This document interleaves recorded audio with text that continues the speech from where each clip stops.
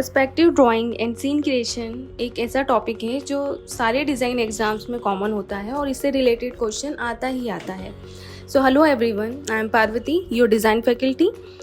Welcome back to our creative edge YouTube channel. आज के इस वीडियो में हम पर्सपेक्टिव ड्राइंग पर वर्क करेंगे.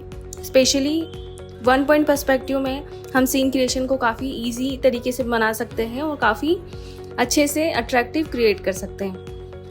सो आज के सीन क्रिएशन में हम एक प्लेटफॉर्म पर वर्क कर रहे हैं, रेलवे प्लेटफॉर्म. एंड यहाँ पर हम डिफरेंट आई लेवल पर भी वर्क करेंगे. किस तरीके से डिफरेंट आई लेवल होता है, यदि सिटिंग पोजीशन है तो हमें क्या रेशियो रखना है, यदि स्टैंडिंग पोजीशन में है तो हमें क्या रेशियो रखना है.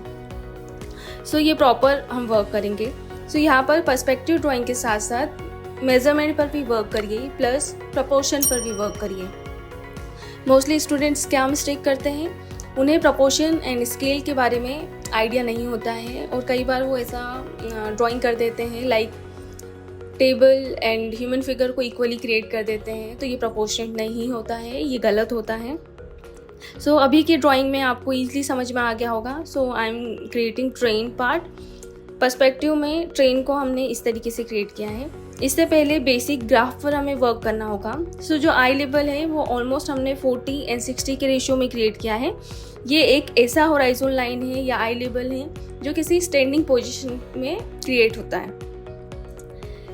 सेम जो लेआउट है हमारा, उसे हमने इक्वली डिवाइड किया है. इट मीन्स जो पर्सन है वो एग्जैक्ट सेंटर में फ्रेम के खड़ा हुआ है एंड दोनों जो साइड से उसे इक्वली विजिबल हो रही है.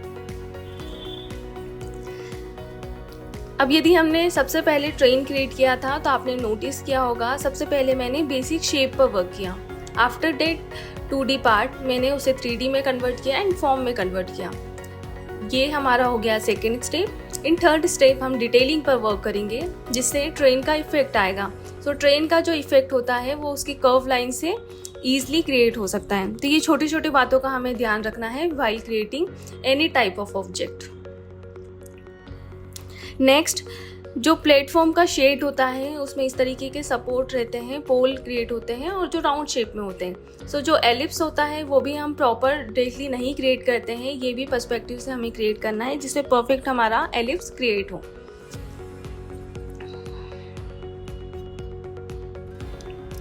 धीरे धीरे हम वैनिशिंग पॉइंट की हेल्प से सारे ऑब्जेक्ट को क्रिएट करेंगे. मेक श्योर हमारे जितने भी हम एलिमेंट में वर्क कर रहे हैं या ऑब्जेक्ट में वर्क कर रहे हैं वो रिलेटेबल हो, मेन हमारे सब्जेक्ट से ही रिलेट करता हुआ दिखे. यहाँ पर हम वेरिएशन पर वर्क कर सकते हैं, डिफरेंट टाइप की प्रोफाइल्स पर वर्क कर सकते हैं, ह्यूमन फिगर्स पे वर्क कर सकते हैं. रेलवे प्लेटफॉर्म में हर तरीके के लोग आते हैं. कुछ काफ़ी रिच होते हैं, कुछ काफ़ी पुअर होते हैं. तो हम इस तरीके से उनके ड्रेसअप से भी ड्राइंग को और अच्छे से अट्रैक्टिव दिखा सकते हैं. जितना हम हमारी ड्राइंग में यूनिकनेस लाएंगे उतना ही हमें मार्क्स मिलेंगे. नेक्स्ट आते हैं, पर्सपेक्टिव की हेल्प से मैंने यहाँ पर बेंच क्रिएट किया है. उससे पहले आपने यदि नोटिस किया होगा तो मैंने एक मेजरमेंट लिया था जो कि ह्यूमन फिगर का था. एक यदि ह्यूमन फिगर खड़ा है उसके जस्ट बगल में आप बेंच क्रिएट करते हैं तो बेंच की प्रॉपर टोटल जो हाइट रहेगी सिटिंग पार्ट वो पर्सन की नीज तक आएगा. ओके, सो इस तरीके से हम बहुत अच्छे से प्रपोर्शन क्रिएट कर सकते हैं प्रॉपर मेजरमेंट के साथ में.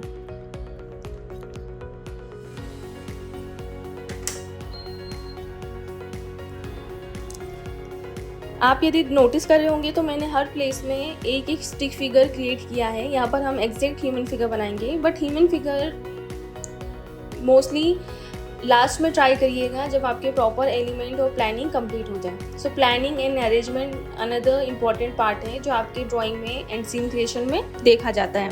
किस तरीके से आपने लेआउट को डिवाइड किया है, किस तरीके से आपने लेआउट को में रिलेटेबल ऑब्जेक्ट्स क्रिएट किए हैं और प्रॉपर प्रपोर्शनेट किया है. तो एक एक यहाँ पर जो एलिमेंट पे हम वर्क कर रहे हैं वो इम्पॉर्टेंट होता है. क्राइटेरियाज पर वर्क करिए. अलग अलग क्राइटेरियाज होते हैं जो हमें हमेशा सीन क्रिएशन में ध्यान में रखने होते हैं.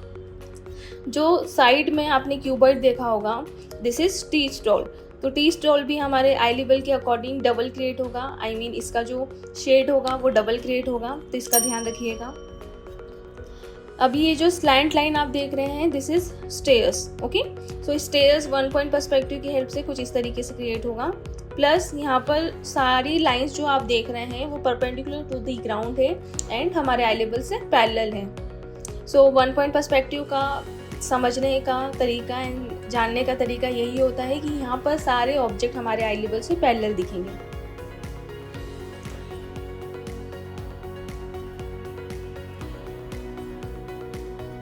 अब जो ट्रेन है उसकी हाइट हमें हमारे एक्चुअल आई लेवल से डबल रखनी है, और डबल से भी यदि चाहे तो हमारा जो आई लेवल है वो एग्जैक्ट विंडो पर आता है।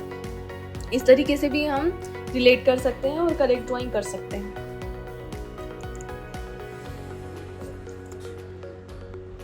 After completing all the objects, आपको ह्यूमन फिगर अब धीरे धीरे ऐड करते जाना है।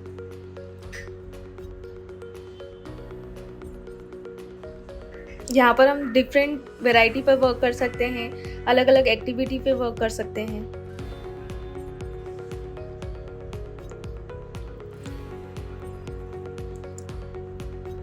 प्लस क्योंकि ये रेलवे प्लेटफॉर्म है, सो यहाँ पर हमें काफ़ी क्राउड दिखाना होगा। बैकग्राउंड में हमें स्टिक फिगर बनाना है। बैकग्राउंड में हमें ध्यान रखना है कि सारे जो एलिमेंट है वो ब्लर दिखेंगे। इससे हमारा जो फोरग्राउंड वाला पार्ट है वो प्रॉपर दिखेगा।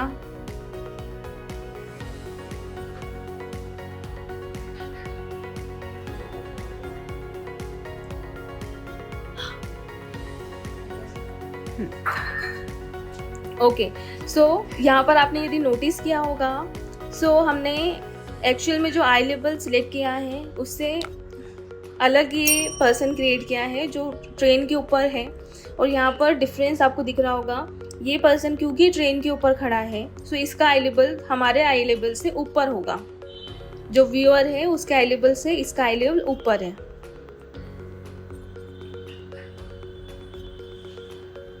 सेम और एलिमेंट ऐड करने के लिए हम कुछ ऐसे पर्सन भी क्रिएट करेंगे जो ट्रेन के अंदर हमें विंडो से दिख रहे हैं, बैठे हुए हैं। प्लस बैकग्राउंड में जो हम ट्रीज क्रिएट करते हैं, एकदम इस तरीके के रफ एलिमेंट ऐड करते हैं तो काफ़ी रफ बनेंगे, ब्लर बनेंगे। प्लस सबसे लास्ट वाला जो एलिमेंट होता है हमारा 3D और इफेक्ट को बढ़ाने वाला होता है, और वो होता है डेप्थ का। डेप्थ हमारा शेडिंग से होगा एंड शैडो से होगा। अलग अलग तरीके से हम ह्यूमन फिगर पे वर्क करेंगे। एक जो लेडी है वो वेट कर रही है ट्रेन का या किसी पर्सन का वेट कर रही है, वो पोल के पार्ट पे बैठी हुई है। प्लस सेम लेडी बेंच पर बैठी हुई है, तो यहाँ पर प्रोपोर्शन देखा जाता है। प्रॉपर आपका एग्जैक्ट जो बॉडी है वो स्टिक नहीं दिखनी चाहिए, रियलिस्टिक दिखनी चाहिए।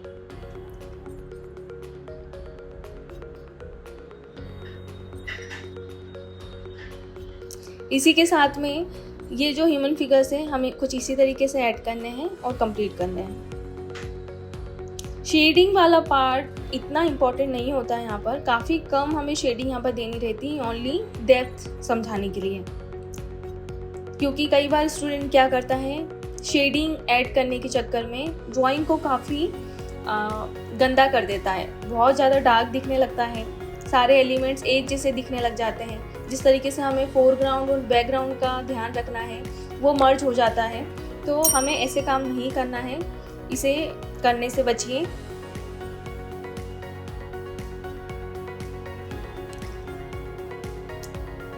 और बेसिक समझने के लिए हमारे आप प्रीवियस वीडियो को गो थ्रू कर सकते हैं, देख सकते हैं समझने के लिए। एंड इसी तरीके के tips and tricks and drawing को सीखने के लिए हमें फॉलो करिए, लाइक एंड सब्सक्राइब करिए।